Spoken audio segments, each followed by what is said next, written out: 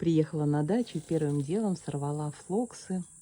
Сижу и просто тупо вдыхаю их аромат.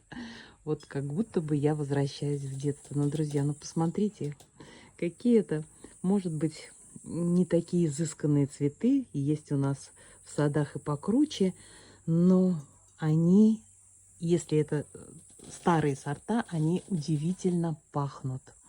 Аромат у них вот как в бабушкином саду, да, хотя у моей бабушки флоксы не росли, у нее росли розы, вот, но почему-то у меня вот все равно этот аромат ассоциируется с детством.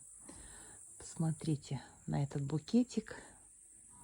Может быть, говорю, он такой самый-самый простой, но я его сорвала именно ради того, чтобы вот хотя бы на минутку вернуться в детство. Хорошего вам дня и добрых-добрых воспоминаний.